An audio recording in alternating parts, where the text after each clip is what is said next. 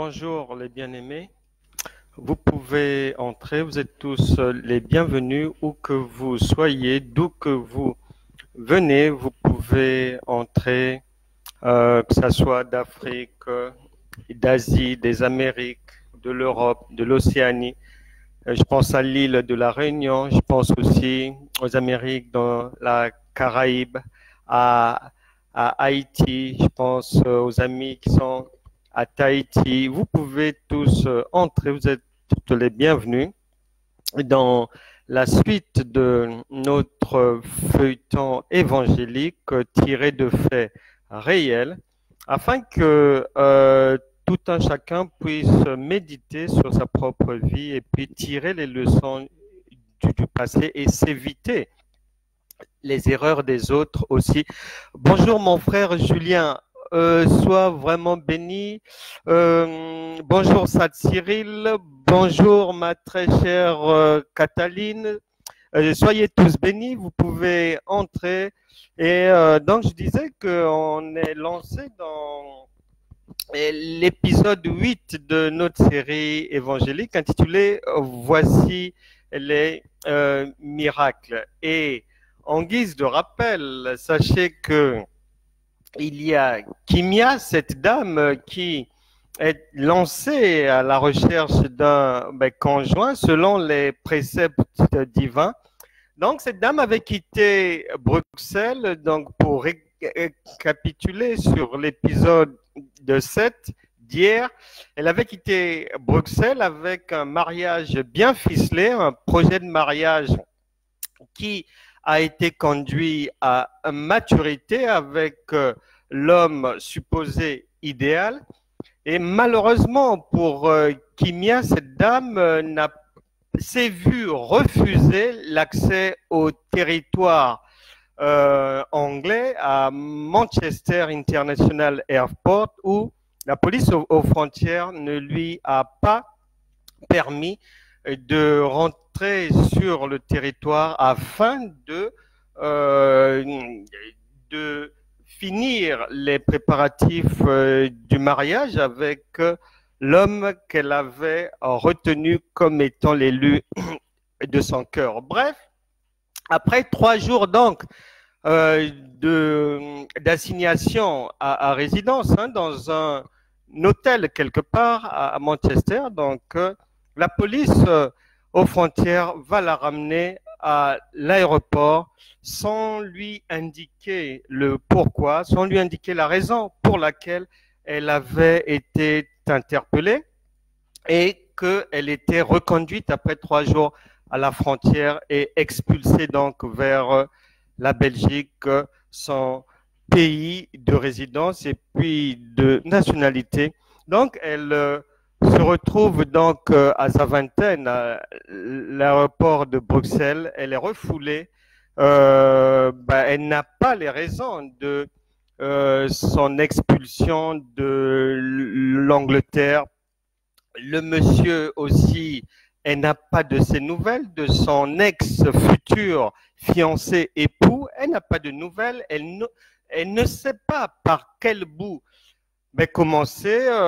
Tout au long du vol Manchester-Bruxelles, ça a vraiment beaucoup cogité dans sa tête. Et puis, comme il faut un jour atterrir, elle atterrit à Zaventem et là, elle est accueillie par personne, puisque personne n'avait eu de ses nouvelles, personne ne savait ce qui lui était arrivé, sauf l'ex-futur fiancé époux qui avait été informé par la police aux frontières de Manchester que sa future fiancée épouse n'avait pas obtenu l'autorisation de rentrer sur le territoire anglais. Donc, retour à la case départ pour Kimia et nous allons maintenant suivre son parcours et voir comment est-ce qu'elle va digérer ou ne pas digérer ce deuxième échec, parce que de mémoire,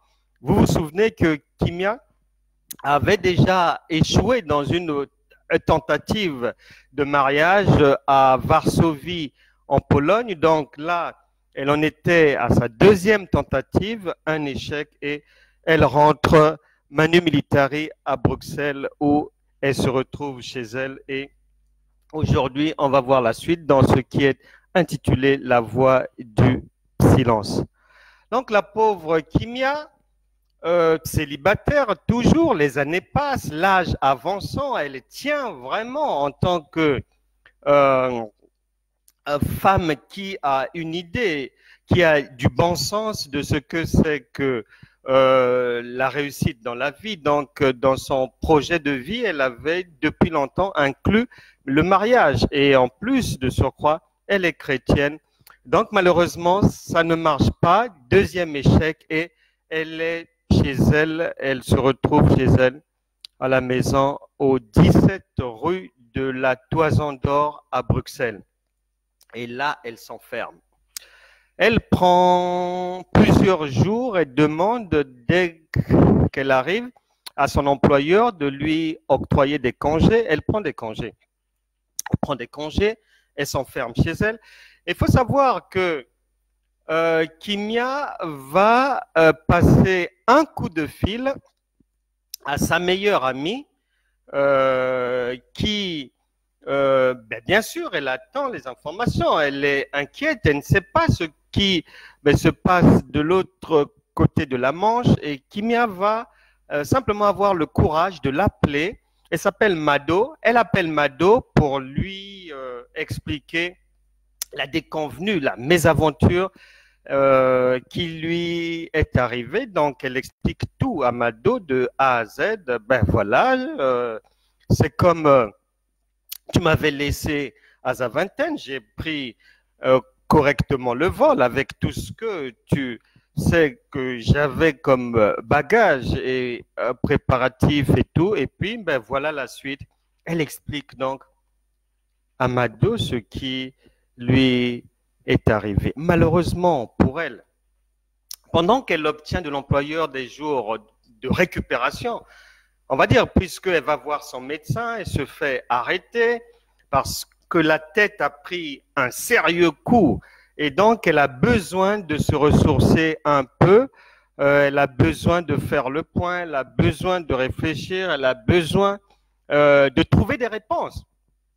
Et des réponses pour essayer de comprendre qu'est-ce qui lui arrive, qu'est-ce qui lui est arrivé, est-ce qu'elle rêve, est-ce que c'est la réalité? Malheureusement, ben c'est la réalité. Et elle s'enferme chez elle. Même Mado, elle fait comprendre à Mado que je suis très très mal, je me repose et puis dès que ça ira mieux, je te fais signe, on pourra se voir. Et donc elle est chez elle, enfermée, en méditation, elle se pose des questions, mais comment je suis chrétienne depuis 17 ans et que la vie puisse me jouer deux tours aussi amers, comment ça se passe? Donc, mille et une questions fourmillent dans sa tête. Malheureusement, et cela arrive à beaucoup de gens, comme elle-même, Kimia, avait fait une pub monstrueuse auprès de ses amis qu'elle partait pour le mariage et qu'elle allait revenir leur présenter son mari, certainement, puisque un séjour en Belgique avait été déjà programmé, planifié par Kimia. Donc, que va faire Mado?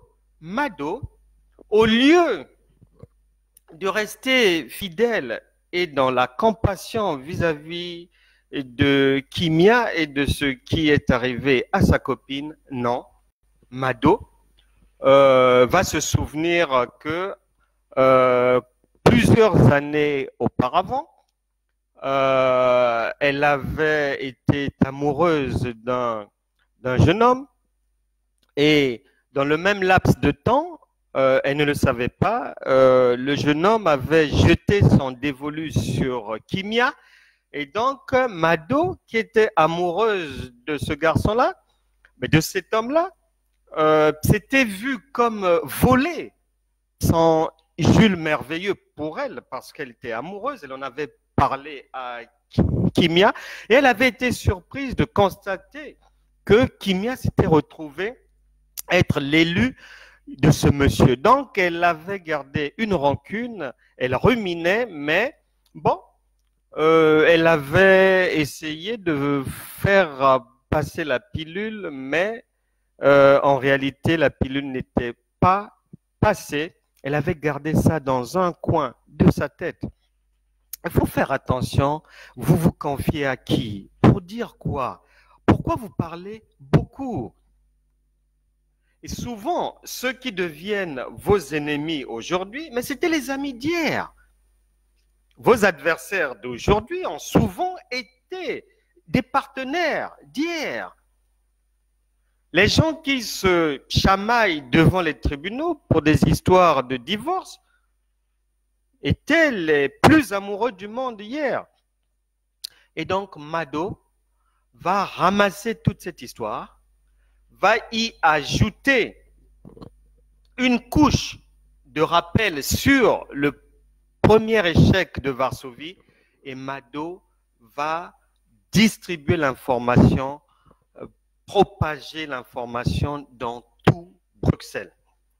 Toute la Belgique est désormais informée, avisée qu'après avoir échoué à Varsovie, Kimia vient d'échouer à Manchester sur la route du mariage. Et donc, c'est la honte, la disgrâce pour elle. Elle s'enferme chez elle. Elle change de puce téléphonique, elle change son numéro. Parce que elle a tellement honte. Elle avait fait une grande pub. Elle avait beaucoup parlé.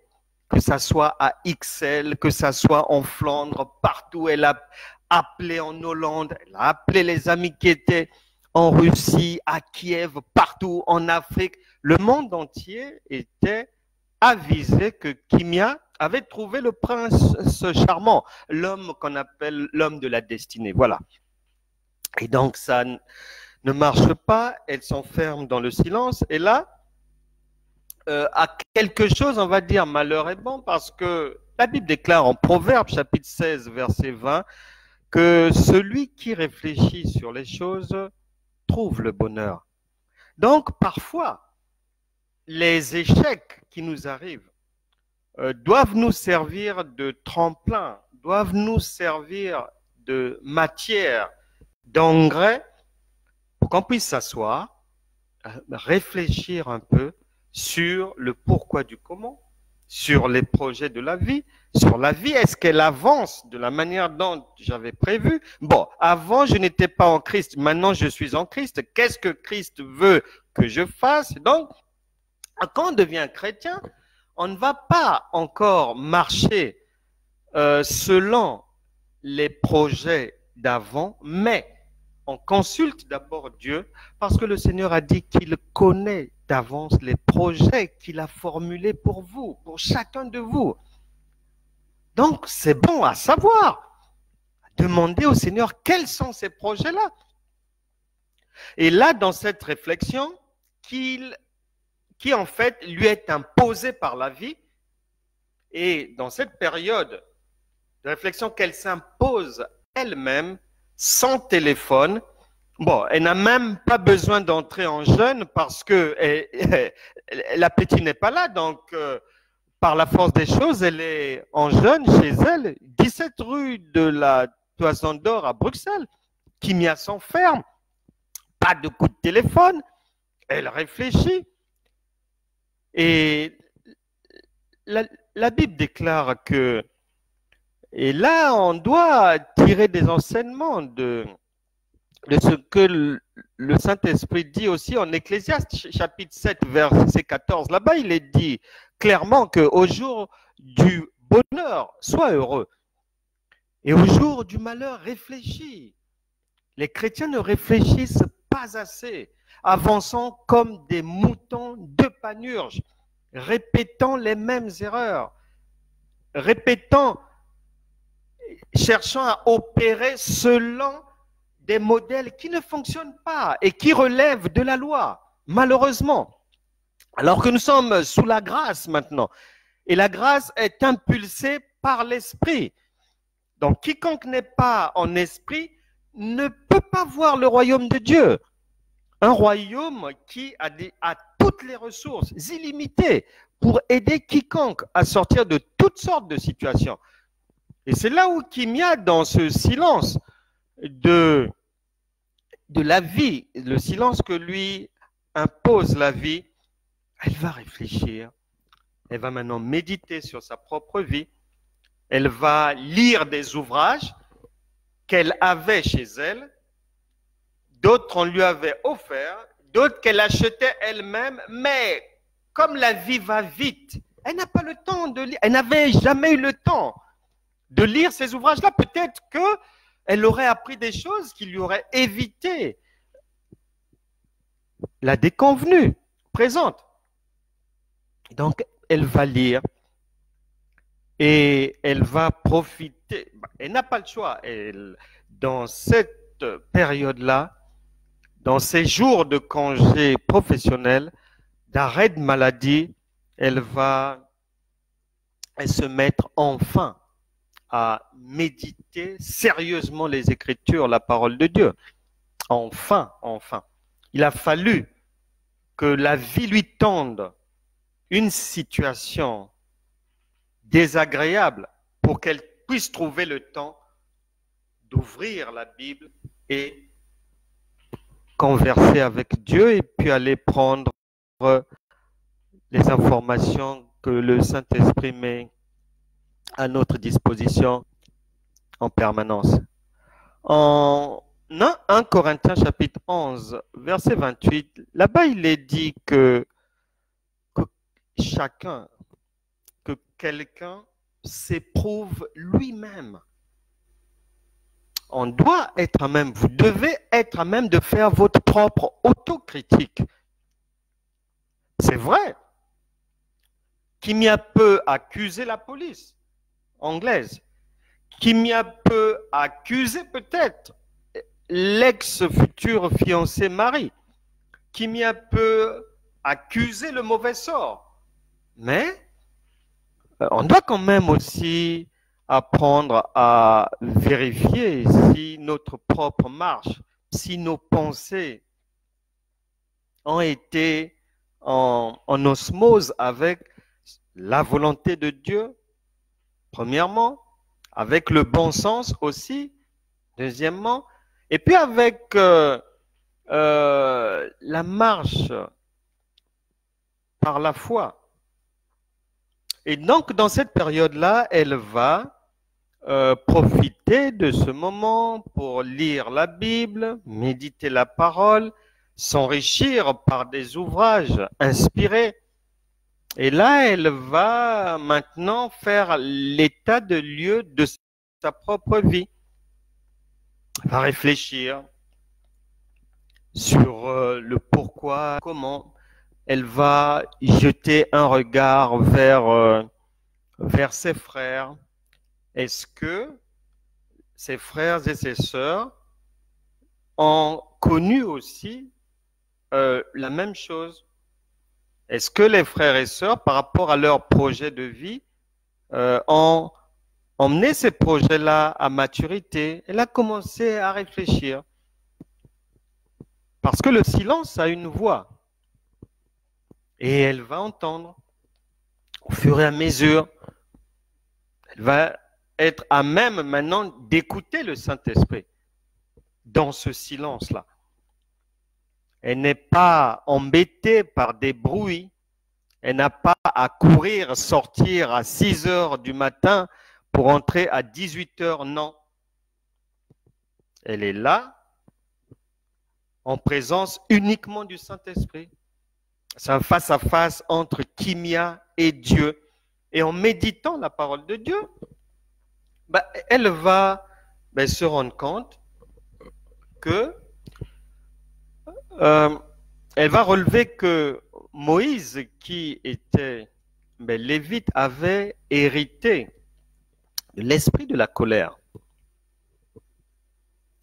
Et elle va se rendre compte que euh,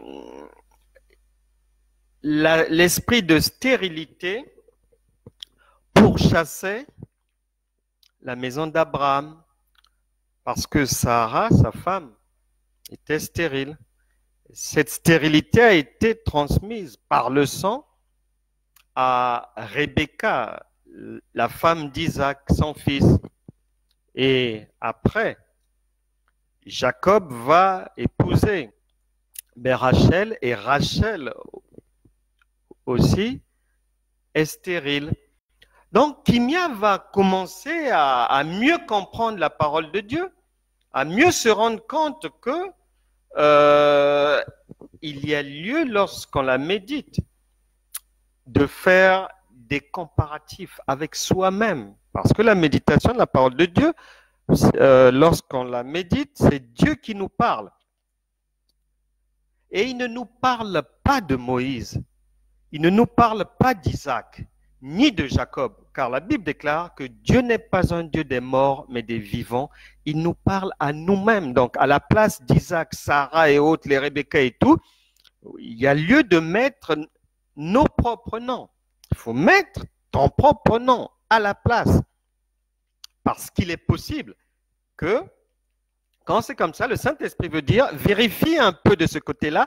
Est-ce que toi aussi, dans ta lignée familiale, soit paternelle, soit maternelle, n'y aurait-il pas la présence de ce gène-là de la stérilité? Et Kimia, dans sa méditation, 17 rue de la Toison à Bruxelles, va se rendre compte toujours qu'il y avait la présence d'un esprit de mensonge aussi dans la famille d'Abraham, hérité de ses ancêtres.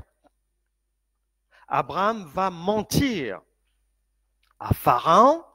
Genèse chapitre 12, il ment à Pharaon que sa femme n'est pas sa femme. Et ce même mensonge, ce même esprit du mensonge, Kimia va se rendre compte que son fils Isaac va répéter la même chose, même vie. Et son fils, plus tard, mentira aussi à Abimelech, chef des Philistins. Et donc, Kimia se rend compte que c'est bizarre. Chez Abraham, il y a le mensonge. Chez Isaac, il y a aussi le mensonge, un fort esprit de mensonge. Et Jacob aussi va marcher dans les mêmes bottines du mensonge, une vie de mensonge. Et Kimia réfléchit par rapport à sa vie. Et il y a lieu à ce stade de se demander, dans votre lignée, qu'est-ce qui se passe? Qu'est-ce qu'il y a là-bas? Est-ce que c'est le mensonge? Il faut commencer à le traiter maintenant. Est-ce que c'est la stérilité? Est-ce que c'est l'esprit du célibat? Jacob avait usurpé le droit d'aînesse en complicité avec sa mère qui était une menteuse, Rebecca. Et ça l'a suivi. Kimia va relever aussi que dans le sang d'Abraham et de ses enfants, il y a la peur. Et c'est pour ça que Abraham avait menti à Pharaon et son fils aussi. D'ailleurs, cela a été reconnu. Et Kimia va se rendre compte aussi que dans la lignée d'Abraham, il y a quelque chose qui posait aussi problème. Et c'est peut-être le cas pour vous aujourd'hui. En Genèse chapitre 12, verset 16, là-bas il est dit que Abraham, en guise de dédommagement, parce que suite à son mensonge, Pharaon la femme d'Abraham s'était retrouvée dans la maison de Pharaon. Et lorsque Pharaon avait su qu'il avait été trompé, Abraham les avait menti, il a voulu dédommager à Abraham avec des regrets. Et donc, Abraham va recevoir de Pharaon des biens, une richesse, beaucoup de biens. Mais à ce stade, Kimia va se demander, elle va maintenant penser à sa propre famille, c'est-à-dire les biens de votre famille. Sont-ils entachés de quelque chose qui n'est pas juste ou ce sont des biens qui ne peuvent faire l'objet d'aucun soupçon? Parce que Kimia va se rendre compte en méditant encore la parole de Dieu qu'il y a une fausse richesse. Il y a une richesse impure. Et tant que quelqu'un a des biens mal acquis, le royaume de Dieu n'est pas pour lui. Parce que Dieu ne se mélange pas. Et Kimia va se rendre compte que, en matière de richesse, Dieu attendra que Abraham puisse se défaire, puisse se débarrasser, puisse, c'est-à-dire ne plus avoir quelque chose qui venait de la richesse de Pharaon. Dieu va attendre qu'il n'ait plus rien pour que Dieu lui donne la richesse venant de lui-même, parce que Dieu ne se mélange pas. Donc, si vous êtes dans ce cas de figure, sachez que les biens mal acquis, la main divine ne peut jamais les bénir. Il y a des bornes que l'on ne déplace pas, des bornes divines que l'on ne peut pas déplacer. Peu importe le nombre de siècles de jeûnes, de prières, on ne peut pas corrompre Dieu. C'est une impossibilité. Et donc, Kimia va réfléchir sur ces choses, sur sa vie, sur sa marche, sur comment est-ce qu'elle a marché, comment les gens marchent dans sa famille, les habitudes, les bonnes, les mauvaises. Elle va réfléchir. Compte aussi qu'il y a Dieu prévoit des conséquences très désastreuses pour des choses qui ne sont pas vraiment tolérées par Dieu. Genèse chapitre 12, verset 17 et Genèse 26, versets 8 à 11.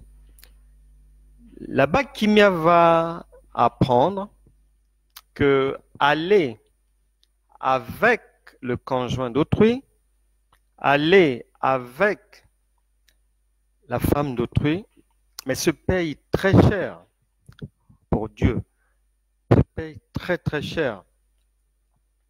Et Pharaon, sa maison a été sérieusement frappée, quand bien même c'est Abraham qui l'avait trompé. Mais malgré cela, Dieu l'a vraiment réprimé parce qu'il avait touché à la femme d'un chrétien, à la femme d'un ami de Dieu, à la femme d'un ambassadeur de Christ. Et Pharaon le payera au prix cher. Et Abimelech me dira à Isaac, mais tu as failli vraiment nous causer, nous faire entrer ici un esprit de mort incroyable avec ton mensonge. Parce qu'on ne touche pas à la femme d'autrui, ni au mari d'autrui. C'est quelque chose que Dieu ne laisse pas passer et Kimia va apprendre et retenir ces leçons-là. Et que tôt ou tard, il y a des choses sur lesquelles Dieu fera toujours descendre la sanction. Peu importe le nombre de jours qui vont passer entre l'acte et la sanction, mais quoi qu'il en soit, il y a une certitude, Dieu frappe très très fort sur ce genre de choses. Et j'ouvre une parenthèse. Un jour, j'ai dit à une dame, il faut faire attention parce que il y a 3 genres de personnes sur Terre, que ce soit chez les hommes ou chez les femmes. Quand on s'engage dans le mariage, il faut ne jamais prendre ça à la légère. Et j'avais dit à cette dame, la première catégorie de personnes, puisque la Bible dit que dans une maison, il y a des vases en or, il y en a en argent, il y en a en bois, il y en a en chaume, etc., etc., en terre et tout. Et je lui disais qu'il y a une catégorie d'hommes et de femmes. Tu peux faire ce que tu veux avec, il n'y a pas de problème. Il y a une seconde catégorie. En fonction de ce que Dieu a prévu faire avec ces gens-là, en fonction des missions qui leur sont assignées, si tu vas avec sa femme, ou si, madame, vous allez avec un mari, à ce moment-là, c'est-à-dire une sanction divine va vous suivre toute la vie.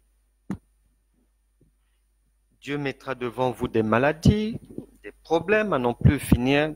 C'est-à-dire que votre ennemi va devenir Dieu. Parce que vous êtes allé toucher à quelque chose de non seulement sacré, mais vous êtes venu comme empiéter sur une mission divine confiée à quelqu'un. Et la troisième catégorie, ce sont les personnes sur lesquelles il y a de grandes attentes du royaume de Dieu qui sont en train de faire quelque chose. Et si vous allez avec leur partenaire, là c'est la mort. Là Dieu vous retire le souffle de vie, vous allez mourir. Et donc, toutes ces leçons-là, Kimia va les retenir et puis elle va faire le parallèle avec sa famille. Et elle va y retrouver que dans sa famille, du côté des tantes, il y a des oncles aussi, que ce soit du côté paternel ou maternel, elle retrouve un esprit de célibat dans la famille. Et elle se rend compte que dans l'assemblée qu'elle fréquente à Bruxelles, mais ces choses-là, on n'en parle pas. Et que c'est une assemblée qui est assise sur 2 Corinthiens chapitre 5 verset 17. Si quelqu'un est en Christ, c'est une nouvelle créature. Voici les choses anciennes sont passées et toutes choses sont devenues nouvelles. Donc, dans son assemblée, on ne croit pas aux démons, même si c'est le Seigneur Jésus qui en a fait état, même si tous les apôtres en ont parlé, les ont chassés. Non, on ne croit pas aux démons, on ne croit pas à certaines choses qui sont bibliques, eux, pourtant. Donc, Kimia réfléchit à sa marche chrétienne aussi. Elle essaie de se dire, mais il y a un problème. Et elle se rend compte aussi que dans l'une de ces lignées, il y a des personnes qui sont stériles. Et ça lui donne de la matière pour réfléchir. Elle est toujours enfermée chez elle, plusieurs jours durant, en train de réfléchir. Et elle constate qu'elle n'est pas la seule personne chrétienne dans sa famille à aller de déconvenu en déconvenu, ou lorsqu'il y a une victoire, elle est de courte durée. Et ce sont des petites victoires. Elle se rend donc compte qu'il y a d'autres personnes qui sont chrétiennes dans sa famille, mais les existences sont en ballottage, on va dire. La vie n'avance pas comme il se doit. Elle n'est pas digne. Les enfants de Dieu, elle n'est pas digne d'une marche par l'esprit. Et je me souviens, puisque Kimia se rend compte qu'il y a des choses donc qui se transmettent de génération en génération et que ce n'est pas de la fiction, c'est une réalité. Personnellement, je me souviens un jour, et je suivais une émission sur France 2 avec Sophie Davant, toute une histoire, le titre de l'émission. Et donc là, il y avait une femme, non pas belge comme Kimia, mais française, qui témoignait que sa grand-mère avait mis au monde sa mère à l'âge de 16 ans. Et sa mère l'avait mise au monde, elle, à l'âge de 16 ans aussi. Et elle, le sachant, elle avait très tôt pour ambition de ne pas mettre au monde à l'âge de 16 ans. Donc pour elle, ça a marché. Elle a eu des enfants, mais sa première fille va mettre au monde à l'âge de 16 ans. Donc ces choses-là existent. Raison pour laquelle, lorsque vous allez chez un médecin, même des gens qui ne connaissent pas Dieu, qui ne prient pas, il y a toujours une question qui est posée aux patients. Même si on va chez un ophtalmo pour les yeux, chez un dentiste pour les dents, chez un dermato pour des problèmes de peau, le praticien posera toujours la question suivante. Le médecin la demandera, est-ce que dans votre famille, il y a quelqu'un qui a déjà souffert des yeux, qui souffre des dents, qui a déjà souffert du dos, etc., etc. Toujours. Parce que même eux, les païens, savent qu'il y a une transmission à travers les gènes. Donc voilà, Kimia va donc en avoir maintenant, mais les idées bien en place. Elle est maintenant convaincue par le Saint-Esprit qu'elle doit prêter attention à ces choses-là et qu'elle doit réajuster sa marche chrétienne. Et elle doit s'intéresser à certaines choses. Elle va lire, par exemple, que Luc a dit à Théophile qu'il a fait des recherches. Il a fait des recherches. Donc les chrétiens doivent faire des recherches. L'apôtre Paul, il lisait, il avait des parchemins. La marche chrétienne est une recherche permanente du pourquoi, du comment, de demain. Et donc elle va vraiment, dans ce silence, elle va entendre la voix qu'il faut, qui va lui parler, et elle va venir s'arrêter sur Marc chapitre 10, à partir du verset 29 et 31. Elle va s'arrêter là plusieurs jours.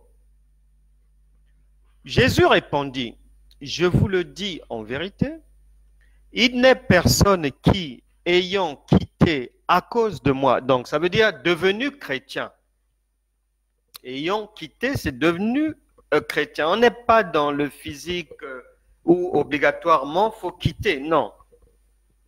On peut quitter une mauvaise habitude. On peut quitter une mauvaise fréquentation. On peut quitter un mauvais endroit. On peut quitter une mauvaise manière de penser, une mauvaise vision de la vie.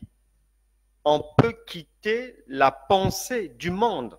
On peut quitter les accoutrements vestimentaires de ce monde corrompu et pervers. Ayant quitté à cause de moi et à cause de la bonne nouvelle, on peut quitter l'amour de l'argent.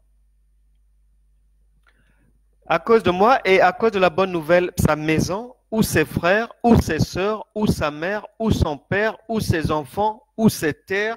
La parole de Dieu ne s'entend pas, ne se comprend pas charnellement.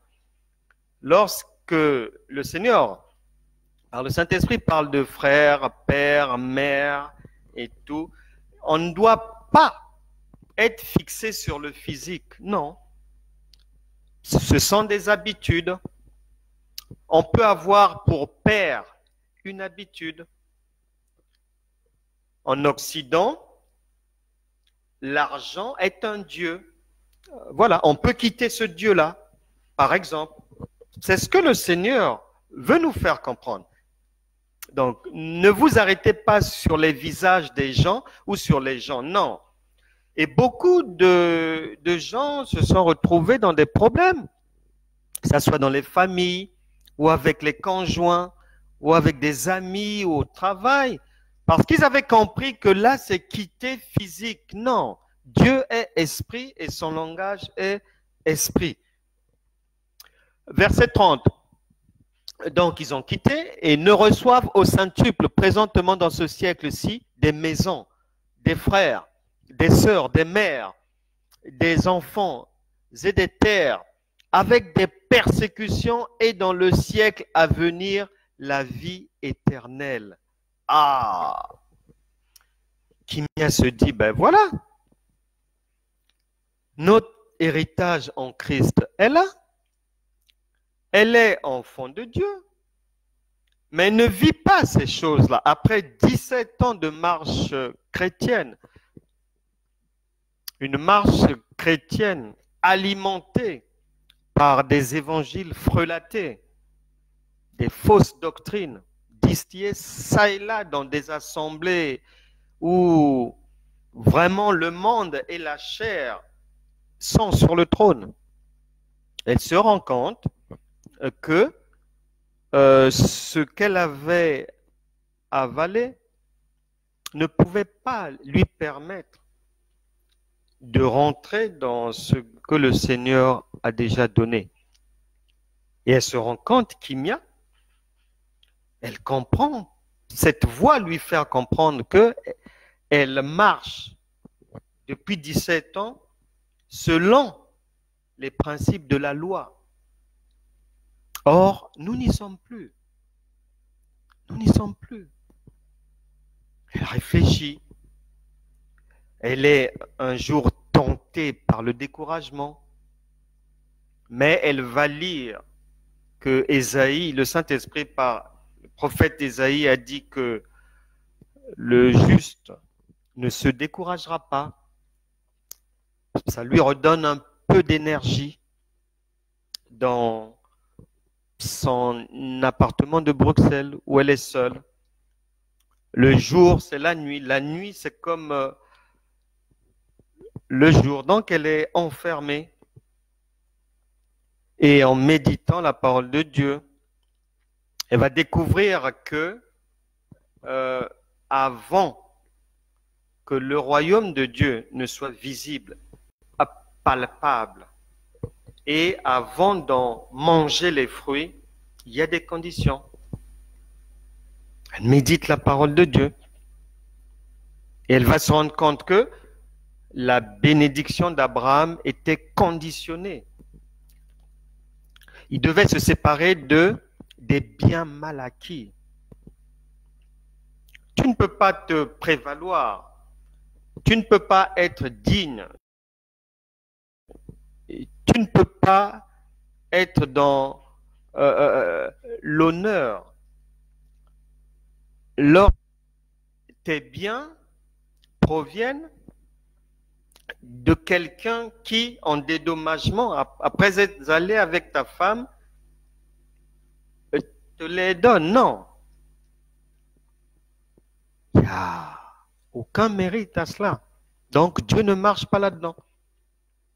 Elle va se rendre compte aussi qu'il a fallu que Abraham se sépare de son neveu Lot d'abord, avant de voir Dieu. Donc, elle se rend compte qu'il y a des choses dont on doit se défaire avant de voir Dieu. Et elle va, en étudiant la famille d'Abraham, en étudiant les patriarches, elle va se rendre compte que tous ont été bénis après un dépouillement obligatoire. Et Dieu n'a pas changé. Vous ne pouvez pas, avec des vêtements sales, prétendre recevoir Dieu, non, ou recevoir de Dieu. C'est pas possible. C'est une impossibilité. Même si vous pensez que Dieu est avec vous ou qu'il vous accompagne, vous vous trompez vous-même par de faux raisonnements. Et elle va se rendre compte que le Seigneur, l'Éternel, avait fixé rendez-vous à Abraham, indiquant un lieu, un endroit, un territoire où l'Éternel l'attendait. Isaac, c'est pareil. Jacob, c'est pareil. Et Dieu n'a pas changé. Donc, Kimia va se rendre compte que il y a un endroit bien indiqué qui existe déjà dans le monde spirituel où Dieu l'attend. Et elle s'est dite, donc, ce n'était pas Varsovie. Elle s'est dite, donc, ce n'était pas à Manchester. Et elle va donc être convaincue qu'il y a... La voix du silence va convaincre Kimia qu'il y a un repositionnement spirituel à avoir, une autre manière de faire, une nouvelle marche à adopter en vue d'aller là où Dieu lui fixe rendez-vous, et puis en se débarrassant des bagages, de la surcharge qui nuit à sa destinée, comme le mensonge, la légèreté, la souillure des yeux, des pensées, le colportage, mesquinerie. Donc, la voix du silence lui permet de nettoyer son logiciel de pensée et elle va se rendre à l'évidence que, voilà, parfois, ce n'est pas forcément Satan, ce n'est pas forcément l'ennemi qui nous ferme une porte, mais parfois aussi lorsque on est sorti de la voie de Dieu, lorsqu'on n'est pas dans le chemin de la foi, lorsque on n'entend pas, on ne met pas en pratique ce que Dieu dit, on peut se retrouver dans une sorte de prison, soi-même ou les enfants, par la maladie et beaucoup de choses encore. Donc, Kimia va encore prolonger sa méditation, sa réflexion au 17 rue de la Toison d'Or à Bruxelles. Et demain, nous verrons nous verrons les conclusions de son séjour chez elle-même de méditation les conclusions dont elle aura choisi,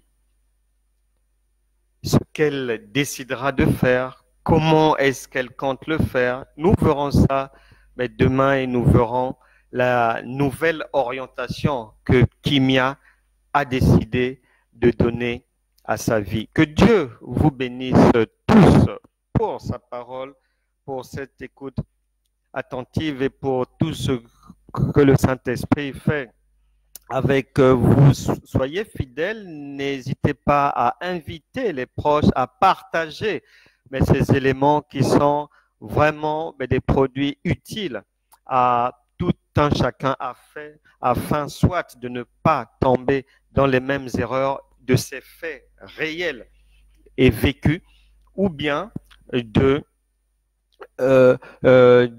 comprendre ce qui lui était arrivé, ou encore de permettre à une autre personne de ne pas vivre ces déconvenus-là. Nous allons prier afin que le Saint-Esprit puisse assister une personne qui est dans la douleur, une personne qui vient d'être déçue, une personne qui est en train de vivre un divorce, une séparation, une personne qui traverse une situation difficile, que ce soit de chômage, que ce soit de chômage technique, de problèmes dans le foyer, que ce soit de problèmes dans le corps. Nous allons prier pour les gens qui cherchent la direction divine, qui veulent écouter la voix divine, que la voix de Dieu puisse vous visiter même dans le silence, parce que il y a une voix du silence. Prions le Seigneur. Seigneur, je te remets tous les amis qui sont ici connectés à cette heure-ci ou qui se connecteront après. Que ta main de grâce puisse visiter tout un chacun, Seigneur, afin que les autres, les erreurs du passé ne se répètent pas, ne soient pas reproduites encore, Seigneur. Saint-Esprit, parle, convainc de la justice, du péché et du jugement. Quiconque, Seigneur, redresse les barres, redresse les vies, rattrape les erreurs, car le royaume de Dieu a la capacité et le pouvoir, l'autorité d'imposer la vérité divine, d'imposer les destinées prévues, d'imposer des bonnes choses, d'imposer les projets merveilleux prévus pour tout enfant de Dieu à cette réalité de la vie humaine, réalité difficile, mais le royaume de Dieu se charge maintenant d'apporter le secours à quiconque, que ce soit par la pensée, que ce soit par la guérison, que ce soit par la délivrance des esprits démoniaques, des esprits de célibat, les esprits de divorce, les esprits de stérilité. Soyez délivrés de l'esprit du mensonge, de l'esprit de la procrastination, c'est-à-dire toujours remettre à demain ce que l'on peut faire aujourd'hui. Soyez délivrés des esprits de l'erreur et de l'échec. Soyez délivrés des esprits de l'immobilisme. Soyez délivrés des biens mal acquis au nom puissant de Jésus. Que le sang humain qui est attaché à certains biens, que vous en soyez déchargés, que vous en soyez libérés par la puissance du Saint-Esprit. Au nom puissant de Jésus, nous avons prié. Amen. Bonjour à tous. Claude Chopat Mazaba, frère de Rabouni, Sat Cyril, Didier Dumont, Cataline Benoît, Maman Lucienne Ngoto, Julien Makaya, Sat Cyril, je l'ai dit, Servir Dieu, et plein d'autres encore. Que le Seigneur continue à vous bénir, à vous faire du bien. Je prie pour tous ceux qui m'ont envoyé des messages sur Messenger et autres. Je ne vous oublie pas, vos noms sont en prière. La main de Dieu va vous visiter et résoudre votre problème au nom puissant de Jésus. Amen. On se retrouve demain. Que Dieu vous garde bien et on se retrouve demain à 13 heures comme d'habitude. Au revoir.